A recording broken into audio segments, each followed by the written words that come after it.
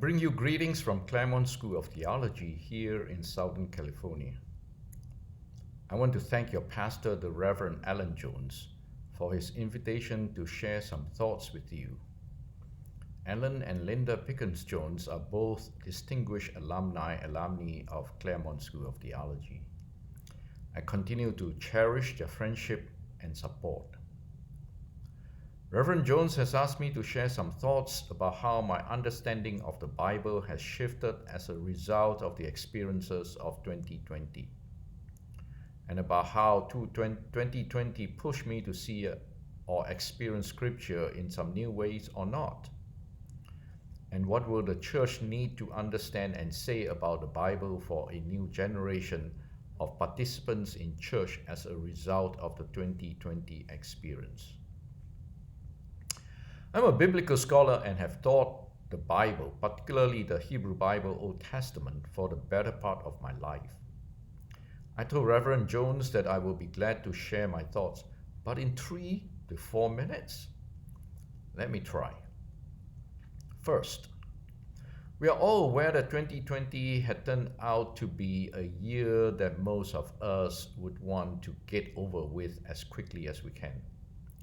Some of us are even wishing that we can erase it or have a do-over.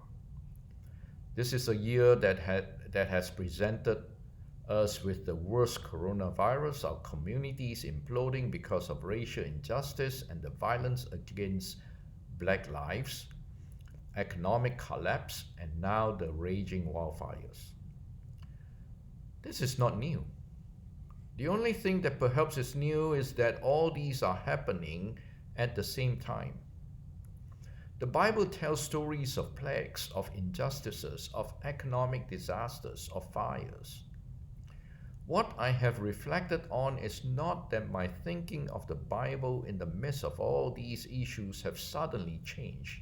They have not, because I have grappled with the Bible for a long time. But that it has helped me to see even more urgently that we need to learn how to read and use the Bible well. The Bible has been misused and abused continually. I'm offended by the most outrageous misuse of the Bible by the current occupant of the White House when he held up a Bible for a photo op in front of the St. John's Episcopal Church. All of us need to do is to learn how to appreciate the Bible as our sacred text for the totality of what it is, with all its blessings and flaws. In a word, is the Bible not ultimately a mirror and a reflection of human life and human communities as we know it? Not perfect, but with goodness and flaws. We need to be willing to name the flaws of our sacred tradition so that we do not repeat the mistakes of the past. Second, I was asked recently to review a textbook on the Old Testament by Walter Brueggemann and Todd Lindenfeld, and to endorse the work. In their concluding chapter, The Bible and Contemporary World, an Ethical Vision of the Human Condition, Brueggemann and Lindenfeld went back to Genesis chapter 2 to 3, and out of a serious critical analysis suggests that despite all its flaws, the text is about defining what it means to be human. They mention that the text can provide us with wisdom to think about 3 most pressing issues of our day: the inherent value of the human person, 2, economic fairness, and 3, care for the natural world.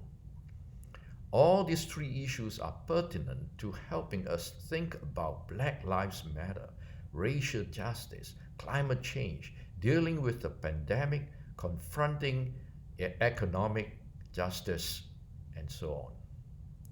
I wish you well as you journey with the Bible. Thank you.